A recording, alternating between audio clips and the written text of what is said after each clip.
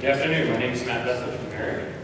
I am the Director of Technology for American Company. We've been in the geospatial industry for almost 60 years. And today I'd like to talk about advancements in visualization of remotely sensed 3D data. Very quickly, I'll be reviewing the sources of 3D data, talk about historical methods for managing this, and lastly introduce a revolutionary disruptive technology for accessing and rendering unlimited amounts of 3D data. To begin, we'll talk about the sources of 3D data. An example on the screen is auto-terrain extracted 3D data from imagery. Other sources are SAR, synthetic aperture radar. There's above ground and below ground or vegetated SAR collections. And also LiDAR, or otherwise known as LADAR, that we specialize very much in. And that's the collection with lasers of very high density and detailed data sets of randomly spaced points. Newer processes involve structure for motion using computer vision technologies and semi-global matching from imagery, also enhanced photogrammetric capabilities for creating very dense 3D models, colorized, like you see in the picture there. These data sets are very dense, very large, and randomly spaced in file. So traditional methods of accessing these are not always adequate.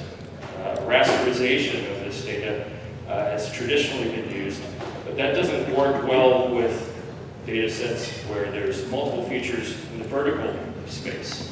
As you can see in the example on the screen, there are towers, power lines, trees, vegetation. All that cannot be represented by a raster or an image-based three-dimensional data set. Another limitation is foliage penetration, the ability to represent targets under foliage, such as you can see on the screen. The vehicle that's obscured by trees. This is something that cannot be handled and represented well in a raster environment. So other traditional methods for handling point cloud data is loading in RAM, decimating the data, streaming from disk, or vectorizing the data to be disseminated through a GIS or CAD environment. So to review the new way of handling this, advanced spatial indexing solutions provides us the ability to manage unlimited amounts of three-dimensional data. When I say unlimited, this system has been tested into the petabytes of randomly spaced points. Massive data sets in density or extent or both are now accessible and usable. Data sets are compressed in size. The example here given is about 2 terabytes of data being loaded on the screen in less than 1 second with very minimal RAM use whatsoever.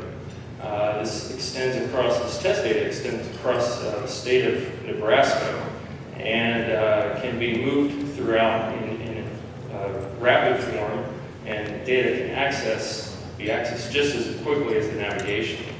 So again, unlimited amounts of data to manage, load, and display.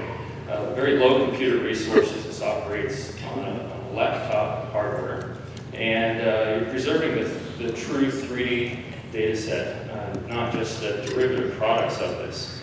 It also has the capability of streaming across the internet at very high speeds. It can also be streamed from a sensor platform down to ground users in real time. Cost savings are making use of data that already exists rather than having volumes or huge repositories of data that cannot be accessed quickly and easily. Centralized data storage and version controller benefits from this, and the opportunity for very new ways of handling three-dimensional data, very new data products like 3D imagery and existing 3D models.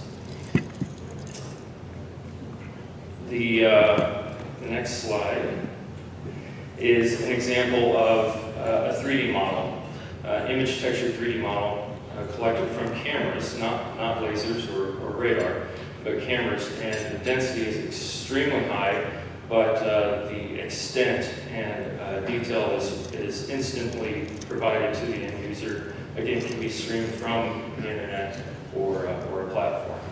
Thank you very much. Are there any questions?